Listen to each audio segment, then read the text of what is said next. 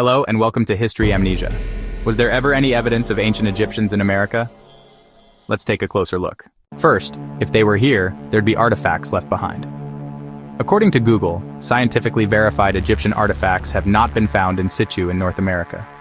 They go further to state that the most famous claim, the 1909 Arizona Gazette story of an underground Egyptian city and artifacts in the Grand Canyon, was a hoax, with the named explorers not existing, and the Smithsonian denying any involvement.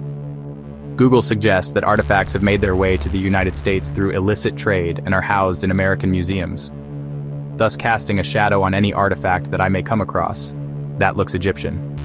They're careful to say, in situ. If we consider the Grand Canyon, the artifacts would most likely be found in caves and not buried waiting to be discovered in situ. Certain areas of the canyon are off limits, according to Google, for reasons including environmental preservation of fragile ecosystems, public safety from hazards like unsafe structures or hazardous materials, protection of sacred indigenous sites and archaeological resources, and to respect the memory of victims from a historic air disaster. So basically, we're not able to delve down this avenue, and any artifact we see in museums across the country we're to dismiss as they were brought into this country post-European contact 1492. If you've ever heard of Terry Carter, he's a treasure hunter from Utah, who has a YouTube channel listed by his name, Terry Carter. But what I like most about his channel is that he goes around interviewing the old-timers before they pass away and get their stories. Some of these stories are hunting for gold, some are about the Old West and the outlaws, which I love, but he also has some Egyptian artifacts that were found right here in America. They weren't transported from Egypt by collectors or bought by illicit trade. They were found, one site being Burroughs Cave in Illinois. I'll leave a link to Terry's channel in the description so you can see what he's presented.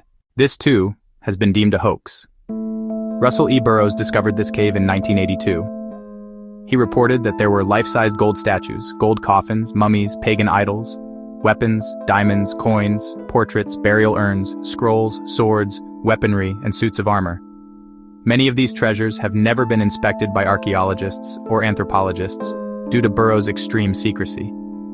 It's been said that he melted down the gold, but not before copying the images and inscriptions. This too may be another dead end. But moving on to petroglyphs, what are petroglyphs? They are images or symbols that are carved in stone. Pictographs are drawn or painted on stone. Along the Colorado River at Lake Powell, a petroglyph of what looks like hieroglyphic carvings has been discovered there. Here again, Google states, there are no Egyptian hieroglyphics at Lake Powell.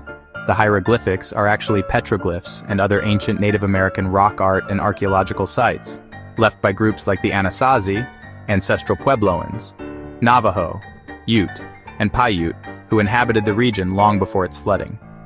These markings are protected by federal law and are often revealed by the lake's fluctuating water levels. If you ever come across these, look, don't touch. Just take a picture or video. If it's real, let's do our part in preserving these finds.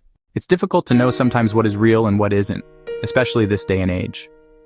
I think when we stand back and see the bigger picture, we realize that there were other cultures here prior to 1492. It makes me suspicious when I search in museums and libraries and talk to people who have these amazing stories. But online searches produce denials and hoaxes. What do you think? If you like this video, please share, like, and subscribe. And thanks for watching.